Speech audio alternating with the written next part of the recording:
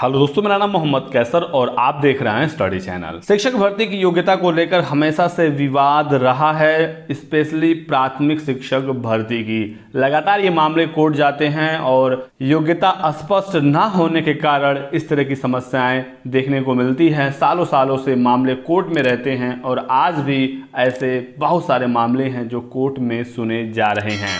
शिक्षक भर्ती की योग्यता को निर्धारित करने वाली सबसे बड़ी संस्था है NCTE। यही संस्था है जो शिक्षक भर्तियों की योग्यता निर्धारित करती है कि अलग अलग क्लासेस में पढ़ाने के लिए क्या न्यूनतम अर्हता होनी चाहिए। हाल ही में फिर से इसमें एक बड़ा बदलाव हुआ है। आप देख सकते हैं भारत का gazette, the gadget of India, और ये प्रकाशित हुआ है 13 अक्टूबर 2021 को। आप इसमें देख सकते हैं कि 25 अगस्त 2010 को प्रकाशित भारत के राजपत्र में एक बार फिर से संशोधन कर दिया गया है। और संशोधन क्या है आप समझ लीजिए। हेलो बच्चों, क्या आपको अंग्रेजी बोलने में हिचकिचाहट होती है? क्या आप अंग्रेजी इंटरव्यू की तैयारी कर रहे हैं? अगर आपको अंग्रेजी पर पूरी पकड़ चाहिए तो गुड न्यूज़ आ चुकी है। डाउटनट लेकर आ गया है इंग्लिश स्पीकिंग कोर्स, वो भी हिंदी मीडियम के छात्रों के लिए। इंडिया के टॉप टीचर्स आपको यहाँ पर पढ़ाएंगे। अब हर बच्चा बोलेगा फर्राटेदार इंग्लिश। और इस कोर्स के अंत में आपको सर्टिफिकेट भी मिलेगा। इंडिया के टॉप टीचर्स आपको यहाँ पर मिल जाएंगे। टोटल क्वालिटी कंटेंट मिलेगा, वो भी बहुत ही कम प्राइस में। लिंक डिस्क्रिप्शन बॉक्स में दिया गया है। 50% अंकों के साथ स्नातक और बीएड को तो प्राथमिक में शामिल कर ही लिया गया है, लेकिन इसके साथ इस बार क्या बदलाव हुआ है? न्यूनतम 55% अंकों अथवा इसके समकक्ष ग्रेड के साथ स्नातकोत्तर और 3 वर्षीय एकीकृत बीएड एमएड, जो इंटीग्रेटेड बीएड एमएड का कोर्स है, ये अभ्यर्थी भी अब प्राथमिक में शिक्षक बन सकते हैं। और इसमें अगला है, जैसा कि आप देख सकते हैं, न्यूनतम 55% अंकों अथवा उसके समकक्ष ग्रेड के साथ स्नातकोत्तर और 3 वर्षीय एकीकृत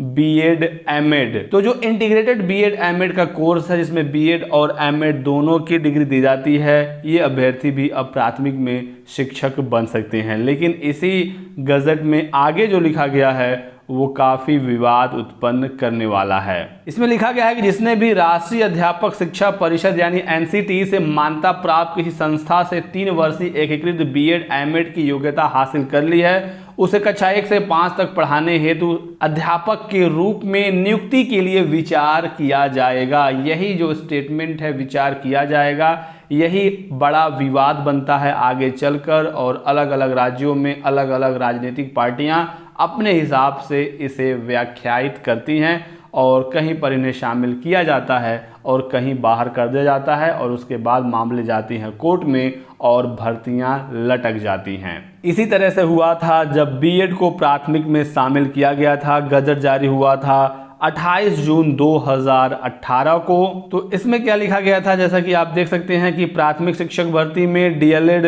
तो एलिजिबल होता ही है। स्नातक और प्राथमिक शिक्षक में 2 वर्षीय डीएलएड प्राथमिक के लिए एलिजिबल होते हैं। लेकिन अब 50% अंकों के साथ स्नातक और शिक्षा स्नातक यानी कि बीएड वाले अभ्यर्थियों को भी प्राथमिक में शामिल किया गया था। और इसमें आगे लिखा गया कि जिसने NCTE द्वारा मान्यता प्राप्त संस्थान से शिक्षा स्नातक यानी बीएड की उपाधि प्राप्त की है, उस पर अब कक्षा 1 से 5 तक पढ़ाने के लिए अध्यापक के रूप में नियुक्ति हेतु विचार किया जाएगा। तो फिर से यहाँ पर था विचार किया जाएगा। और इसी को लेकर बीएड और डीएलएड अभ्यर्थियों में हमेशा नोक झोंक होती रहती है।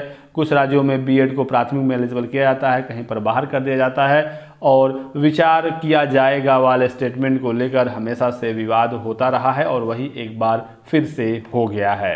तो योग्यता क्लियर ना होने की वजह से इस तरह के मामले देखने को मिलते हैं। और अभी आज का ही ये न्यूज़पेपर आप देख सकते हैं कि प्राथमिक स्कूलों में बीपीएड डिग्री धारकों की नियुक्ति गलत। बीपीएड यानी बैचलर इन फिजिकल एजुकेशन। देख सकते हैं दोस्तों कि बीपीएड डिग्री धारक सहायक शिक्षक की सेवाएं समाप्ति पर मुहर लग गया है। सुनवाई के दौरान किया नियुक्ति संबंधी कानूनी प्रावधानों का जिक्र। तो ये मामला है दोस्तों एक अध्यापक की जो कि बीपीएड किए हुए थे, प्राथमिक में नियुक्त थे और इन्हें नौकरी से फाइनली निकाल दिया गया है। इलाहाबाद हाई कोर्ट की लखनऊ खंडपीठ ने इंटरमीडिएट एजुकेशन एक्ट 2021 व अन्य प्रावधानों का जिक्र करते हुए प्राथमिक स्कूलों में बीपीएड डिग्री धारकों की नियुक्ति को गलत करार दिया है। इस आधार पर कोर्ट ने गोंडा के विवेकानंद इंटर कॉलेज से संबद्ध प्राइमरी स्कूल में बीपीएड डिग्री के आधार पर तैनात सहायक शिक्षक की सेवा की समाप्ति पर मुहर लगा दिया है। यह आदेश जस्टिस दिनेश कुमार सिंह की पीठ ने राकेश कुमार की रिट याचिका खारिज करते हुए पारित किया। सुनवाई के दौरान कोर्ट ने नियुक्ति संबंधी कानूनी प्रावधानों का जिक्र करते हुए स्पष्ट किया कि विधायिका की मंशा साफ है। ऐसे स्कूलों में नियुक्ति के लिए स्नातक के साथ बीटीसी होना चाहिए और यदि बीटीसी यानी डीएलएड डिग्री धारक नहीं हैं तो इनके स्थान पर बीएड डिग्री धारकों को रखा जा सकता है, लेकिन ऐसा कोई प्रावधान नहीं है कि बीटीसी डिग्री धारक या एचटीसी या सीटी धारक की उपलब्धता न होने पर बीपीएड डिग्री धारकों को नियुक्ति दे दी जाए। तो इस ऑर्डर में यह भी है कि बीटीसी यानी डीएलएड अभ्यर्थियों को प्राथमिक में वरीयता दिया जाए, पहले इन अभ्यर्थियों को नियुक्ति दिया जाए और अगर डीएलएड से सीटें नहीं भरती हैं या इनकी उतनी उपलब्धता नहीं हो पाती है तब जाकर बीएड डिग्री धारकों को प्राथमिक में मौका दिया जाए, लेकिन बीपीएड को किसी भी हालत में प्राथमिक में मौका नहीं दिया जा सकता है। याचिकाकर्ता राकेश कुमार के विवेकानंद इंटर कॉलेज से संबद्ध प्राइमरी स्कूल से सहायक शिक्षक पद पर तैनात थे। 20 अक्टूबर 2014 को कॉलेज प्रबंधन ने उन्हें नौकरी के लिए बीपीएड डिग्री के साथ आवेदन करने के कारण हटा दिया था, जबकि नियमानुसार यह डिग्री सहायक शिक्षक पद के लिए मान्य नहीं थी। कॉलेज प्रबंधन ने इस आदेश पर DIOS ने भी 27 दिसंबर 2016 को अपनी मुहर लगा दी थी, लेकिन ये चले गए कोर्ट और बाद याची ने आदेश को 2017 में चुनौती दी थी और अब फाइनली फैसला आ गया है कि बीपीएड डिग्री धारक प्राथमिक में एलिजिबल नहीं है। तो ये तो क्लियर हो गया कि बीपीएड वाले प्राथमिक में एलिजिबल नहीं है, लेकिन अभी भी बहुत सारे विवाद हैं। डीएलएड अभ्यर्थी मांग करते हैं कि उन्हें प्राथमिक में पहला वरीयता दिया जाए और जो ऑर्डर आया है ये वाला, इसमें भी ऐसा ही कुछ कहा गया है, लेकिन ऐसा होता नहीं है, तो इसको लेकर भी आगे विवाद होता रहेगा। NIOS से डीएलएड की हुए अभ्यर्थियों को भी अब एनसीटी ने प्राथमिक में एलिजिबल कर दिया है, लेकिन यूपी टेट के फॉर्म भरते समय कोई भी ऑप्शन नहीं है। इसको लेकर भी NIOS डीएलएड वाले लगातार धरना दे रहे हैं। साथ ही साथ जो अभी हाल ही में परीक्षा हुआ 17 अक्टूबर को एडेड जूनियर हाई स्कूल शिक्षक भर्ती परीक्षा की, इस भर्ती में भी बहुत सारे विवाद हैं और विवाद का कारण वही है योग्यता का स्पष्ट ना होना। चूंकि नोटिफिकेशन में क्लियरली नहीं बताया गया कि एक एक सब्जेक्ट की आखिर योग्यता क्या है। 5 विषय थे एडेड जूनियर में, हिंदी, इंग्लिश, संस्कृत, सामाजिक अध्ययन और गणित विज्ञान, और एक एक विषय की योग्यता क्या है अभी तक स्पष्ट नहीं है और ये मामले भी कोर्ट जा सकते हैं, चूंकि किसी को पता ही नहीं है कि कौन किस पद के लिए एलिजिबल है। परीक्षा तो हो गई है लेकिन कंफ्यूजन बना हुआ है।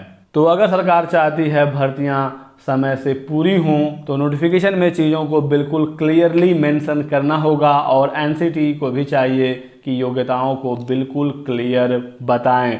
विचार किया जाएगा अगर आप लिख रहे हैं तो, अगर आप राज्यों पर छोड़ रहे हैं कि आप इन्हें चाहें तो रखिए या ना रखिए, तो इसके लिए भी क्लियर गाइडलाइन होनी चाहिए कि किस कंडीशन में रखा जा सकता है, किस कंडीशन में नहीं रखा जा सकता है। ऐसे ही कन्फ्यूज़न बना रहेगा तो फिर ऐसे ही मामले लटकते रहेंगे और छात्र कोर्ट कचहरी के चक्कर में अपना बहुमूल्य समय व्यर्थ करेंगे। धन और समय दोनों लगता है इन सब चीज़ों में। तो यही थी आज की वीडियो में महत्वपूर्ण अपडेट। वीडियो को लाइक और शेयर कर दीजिएगा, चैनल को सब्सक्राइब करके बेल आइकन दबा लीजिए ताकि आपको इस तरह की सभी लेटेस्ट और ऑथेंटिक इन्फॉर्मेशन मिलती रहे। Thanks for watching.